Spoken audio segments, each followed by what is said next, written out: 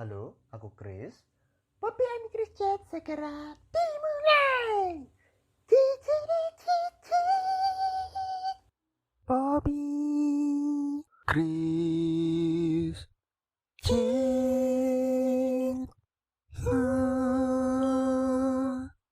Selamat datang di Motivasi hari ini. Segmen yang akan membuat kamu lebih termotivasi, terinspirasi, dan lebih semangat menjalani hari-hari kamu. Semoga kamu selalu sehat dan tetap semangat ya. Kita mulai dengan quote of the day yang akan dibacakan oleh Chris. There was never an angry man that thought his anger unjust. Dari Santo Francis de Sales. Tidak pernah ada orang yang marah yang berpikir kemarahannya salah. Semua orang pernah mengalami namanya emosi yang disebut dengan marah. Ada yang tingkatannya rendah alias jarang sekali terlihat marah ya. Atau yang seperti sedang-sedang, banyakan orang seperti itu. Atau yang tinggi marahnya sampai meledak-meledak tak terkendali begitu. Nah, menurut pendapat Sobat Boci, apa sih yang dimaksud dengan marah? Marah merupakan sebuah emosi untuk menghadapi sesuatu atau bahkan seseorang yang dianggap sebagai sebuah ancaman dan bahaya.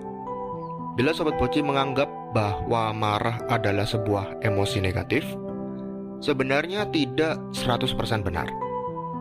Seperti yang disebutkan tadi, marah merupakan emosi untuk menghindari sebuah ancaman dan bahaya dengan sistem fight or flight atau menyerang atau kabur yang sebetulnya berguna bagi manusia. Oh iya, Bobby ingat Chris pernah bahas ini di episode lalu tentang fight or flight ini. Berarti kan baik kan? Terus kenapa masalah dengan marah ini? Nah betul. Akan tetapi Sobat Boci, bila sistem fight or flight tadi digunakan tidak pada waktunya atau digunakan terlalu sering, maksudnya mengenali sesuatu yang positif bahkan netral sebagai sesuatu yang negatif, maka pastinya akan menjadi masalah bagi orang tersebut. Apakah Sobat Boci pernah bertemu dengan seseorang yang selalu sikapnya negatif dan menganggap segala sesuatu juga negatif? Mungkin orang tersebut punya masalah tentang sistem fight or flight tadi. Ini aku akan sedikit memberikan informasi teoritis, semoga tidak dianggap kuliah ya, kayak ceramah kuliah begitu, untuk memberikan gambaran bagaimana otak berperan untuk mengendalikan emosi. Referensinya aku ambil dari buku Healing the Anger Brain, karya Ronald Potter Evran, yang baru aku selesai baca, dan aku nggak sabar nih mau sampaikan bagian-bagian penting bagi Sobat Boci agar apa yang perlu diketahui tentang pengendalian emosi. Beneran ya Chris ya, bahas yang perlu-perlu. Jangan buat Bobby dan Sobat Boci bingung, nanti bahasanya susah. Aku usahakan deh. Aku coba jelaskan dulu bagaimana proses emosi, khususnya marah ya, terjadi di otak sampai semua dari awal sampai selesai, dari hulu sampai hilir. Sebuah sinyal ditangkap oleh panca indera Sobat Boci, lalu diteruskan oleh otak untuk dikenali, baik secara sadar atau tidak. Kemudian pesan tersebut diperkuat atau diperlemah dengan ikut terlibatnya emosi di dalamnya. Lalu diteruskan kembali, emosi tadi menjadi sebuah tindakan. Tidak selesai sampai situ Sobat Boci, manusia tersebut atau orang tersebut berpikir kembali tentang tindakannya atau istilahnya itu refleksi diri lalu diakhiri. Nah ini tambah bingung ini, tadi gak dengerin Bobby. Ya memang bahasanya begitu soalnya. Ya Chris jangan pakai bahasa planet Mars, pakai bahasa manusia. Ya itu sudah pakai bahasa manusia. Itu namanya pelajaran biologi tentang otak. Ya pakai bahasa yang gampang gitu. Bisa diulang gak sih? Jangan sepot dulu. Kita belajar marah kok, Bobby jadi marah. Oke, ada 4 bagian penting dalam proses pengendalian emosi. Pertama, input sensori yang dikenali dan diberi makna oleh otak. Kedua, emosi timbul dari input tersebut. Bisa yang tadi ya, bisa diperkuat atau diperlemah. Intensitasnya diperbesar atau diperkecil. Ketiga, muncul tindakan sebagai hasil proses di otak. Terakhir, refleksi diri atau perbuatan dan penyelesaian. Nah gitu dong, dari tadi bahasnya kan enak dengerinnya, nangkepnya Sobat Boci sama aku. Iya. Oke, sorry. Makasih ya udah kasih tahu. Aku akan coba kembali ya fokus ke 4 poin ini, bagaimana mengubah emosi marah di 4 tahap ini. Bentar dulu, Bobby mau tanya lagi. Aduh, nanya apa lagi sih? Motong terus dari tadi nih. Lo katanya nggak boleh emosi. Iya ya, enggak boleh emosi. Cuma kesal aja. Lo bukannya otak itu kan nggak bisa diubah-ubah ya, bentuknya kayak gitu ya sudah nggak bisa lagi dirubah. Lihat aja orang-orang dewasa itu karakternya kan seperti itu ya, nggak bisa berubah-ubah lagi. Lebih tepatnya itu sulit berubah, susah berubah, bukan sama sekali tidak bisa berubah. Masa sih? Masa kayak gitu sih Sobat Boci? Kan otaknya kayak gitu, masa bisa berubah? Emang bisa? Kayaknya perlu dijelasin deh. Oke nih. Bila Sobat Boci berpikiran bahwa otak manusia itu tidak bisa berubah, itu kurang tepat. Sebenarnya otak manusia bisa berubah. Namanya neuroplasticity bahasa Inggrisnya. Itu artinya otak itu terus berkembang dan akan terus berubah. Memang kita tahu tidak bisa instan dan butuh waktu lama untuk mengubahnya. Penulis buku tadi yang aku sebutkan tadi, Healing the Angry Brain, itu mengatakan setidaknya butuh 6 bulan untuk membentuk sebuah kebiasaan baru. Sebaliknya, untuk mengubah kebiasaan lama itu jauh lebih sulit. Oleh karena itu, di sini aku menyarankan Sobat Boci bila ingin mengubah kebiasaan lama, yaitu membuat sebuah kebiasaan baru. Jadi kalau mengubah itu jangan fokus bagaimana aku tidak melakukan ini lagi gitu, tapi buatlah sebuah kebiasaan baru untuk menggantikan kebiasaan yang lama. Karena itu lebih bisa dan lebih mungkin daripada setengah mati kita harus nggak boleh kayak gini gitu, nggak bisa, lebih susah. Aku lanjutkan ke 4 bagian tadi ya, tentang 4 tahap tadi proses pengendalian emosi. Karena di setiap proses itu atau di setiap tahap itu, Sobat Boci bisa ambil kendali bagaimana untuk membuat itu menjadi tidak terlalu kepancing begitu atau rasanya ya.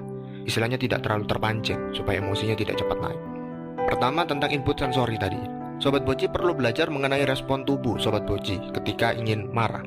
Tangannya mengepal kah, matanya merah kah, badannya menegang kah, atau badannya siap nyerang kah, dan lain-lain sebagainya. Perlu untuk mengenal ciri-ciri tubuh ini untuk bersiap mengatasi kemarahan secara sadar.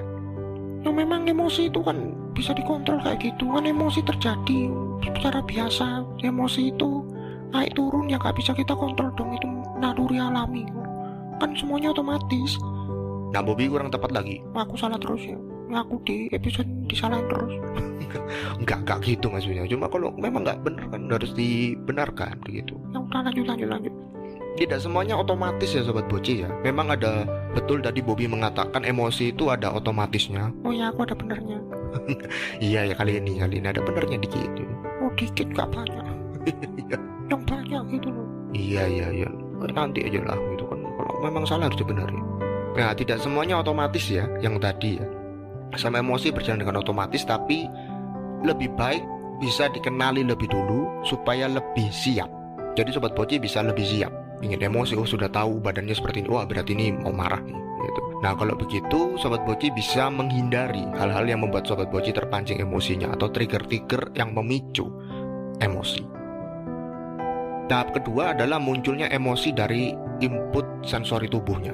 Jadi setelah ada input, setelah ada trigger, lalu aja muncul emosinya. Nah emosi kan tadi aku sebutkan bisa diperkuat atau bisa diperlemah intensitasnya. Jadi tidak heran ya mengapa suatu kejadian yang sama bisa direspon secara berbeda oleh orang-orang karena bumbu emosinya tiap orang itu berbeda. Bila Sobat Boci adalah tipikal orang yang cepat marah atau bahkan disertai takut ya, karena marah dan takut karena mereka memang muncul berbarengan biasanya, coba untuk mengambil waktu sejenak. Tarik nafas dalam-dalam dari hidung, lalu keluarkan dari mulut beberapa kali dan tenangkan diri.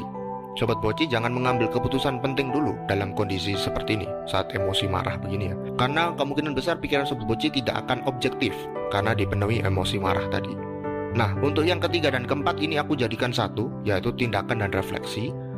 Karena cara penyelesaiannya sama. Sobat Boci perlu membiasakan diri untuk berempati dan memaafkan orang lain. Berempati adalah sebuah tindakan aktif, berpikir untuk mengenali pikiran serta perasaan orang lain. Jadi tidak cuma sekedar mendengar ya, tapi coba menempatkan diri di posisi orang lain. Jadi perlu untuk belajar berempati dengan orang lain. Nah karena waktu, aku tidak bisa jelaskan banyak di sini ya, daripada nanti keteteran istilahnya gitu atau kejar-kejaran gitu ya. Karena memang aku nggak pernah buat podcast itu lama, kecuali yang collab itu bisa lama. Kalau yang ini enggak. Kalau Sobat Boci mau dengarkan lebih lagi soal empati, mungkin bisa request deh gitu ya di bulan depan, di episode motivasi hari ini. di setiap minggu kedua. Bisa request supaya aku bisa siapkan lagi, cari data lagi, cari informasi lebih detail lagi, membahas soal empati. Jadi untuk empati itu aku keep dulu ya, aku tidak terlalu jelaskan terlalu jauh di sini, tidak jelaskan terlalu detail. Bulan depan mungkin dibahas gitu di motivasi hari ini. Nah, mengenai memaafkan itu pastinya Sobat Boci sudah sangat familiar ya. Itu memaafkan itu pasti sudah diajarkan gitu. Nah, saranku bila Sobat Boci kesulitan untuk memaafkan orang lain, memaafkan kesalahan orang lain, cobalah untuk mengingat kebaikan-kebaikan orang tersebut ke diri Sobat Boci dan juga belajar merelakan atau mengikhlaskan.